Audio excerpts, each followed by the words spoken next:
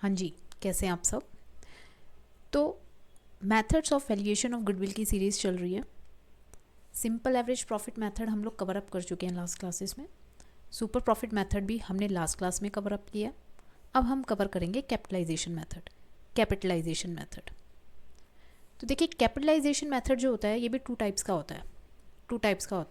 First होता है capitalization of average profit method, जो अपने capitalization of super profit method का कैपिटलाइजेशन।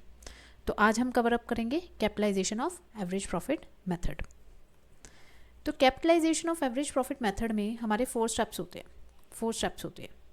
बहुत सिंपल है, बहुत ज़्यादा सिंपल है। ध्यान से देखिए, 4 स्टेप होते हैं। अब कौन से होते हैं 4 स्टेप? तो फर्स्ट स्टेप होता है हमारा, कैलकुलेट करना होता है हमें एवरेज नॉर्मल बिजनेस प्रॉफिट, जो कि मैंने आपको जब सिंपल एवरेज प्रॉफिट मेथड बताया था, simple average profit method cover up कराया है, उस क्लास में मैंने आपको कवर कराया है ये कैसे कैलकुलेट करना है। ठीक है, सिंपल एवरेज प्रॉफिट मेथड की वीडियो आप एक बार देख लीजिएगा, उसमें मैंने कवर करवाया है कि एवरेज नॉर्मल बिजनेस प्रॉफिट आपको किस वे से कैलकुलेट करना है। ओके, तो सबसे पहले आपको ये पता होना चाहिए। उसके बाद स्टेप 2 में आपको कैपिटलाइज वैल्यू ऑफ फर्म निकालनी है। तो कैपिटलाइज वैल्यू ऑफ फर्म निकालने के लिए आपको average business profit into 100 upon में नॉर्मल रेट ऑफ रिटर्न, मतलब अगर नॉर्मल रेट ऑफ रिटर्न आपका 10% है तो आपको 100/10 करना है, 15% है तो 100/15 कर देना। ओके, तो ये हो गया आपका स्टेप 2। स्टेप 3 में आपको क्या निकालने, नेट एसेट्स। लास्ट क्लास में सुपर प्रॉफिट मेथड जब हमने किया था तो हमने कैपिटल एम्प्लॉयड निकालना सीखा था।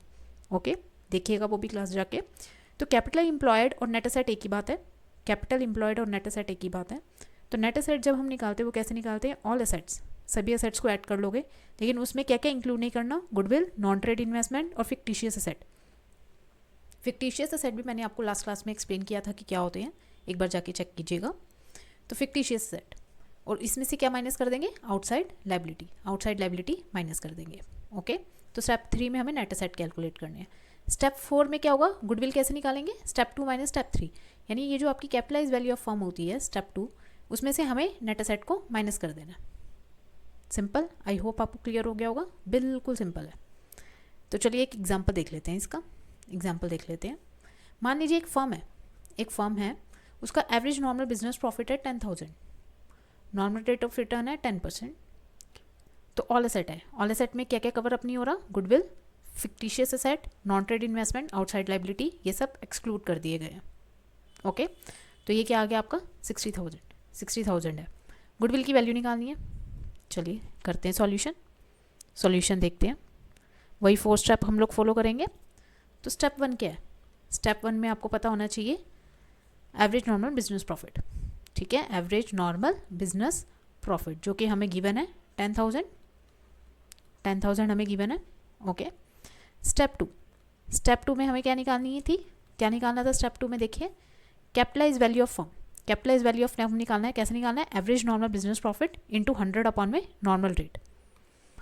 तो वही करेंगे, कैपिटलाइज्ड वैल्यू कैसे निकालेंगे 10,000 इंटू 100 अपॉन में 10, which is equal to 1 lakh.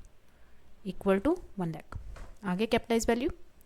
Step 3 क्या करेंगे, स्टेप 3 में हम लोग क्या करेंगे, ये जो ऑल एसेट है, यानी स्टेप 3 में हमें नेट एसेट चाहिए होते हैं। स्टेप 3 में हमें नेट एसेट चाहिए, तो नेट एसेट हमें गिवन है, कितने गिवन है, excluding goodwill, fictitious asset, non trade investment और आउटसाइड लाइबिलिटी माइनस कर देनी है। तो हमारे कितने गिवन है, 60,000। स्टेप 4 में हम लोग क्या निकालेंगे, सीधी गुडविल कैसे कैलकुलेट करेंगे, जो स्टेप 2 है माइनस कर देंगे स्टेप 3, यानी 1 lakh minus 60,000 which is equal to 40,000। ये क्या आ गई आपकी गुडविल। आई होप आपको क्लियर हो गया होगा capitalization of average profit method. कोई डाउट हो तो प्लीज़ कमेंट में मेंशन कीजिए, I will clear your doubts in next class. So thank you very much, bye bye.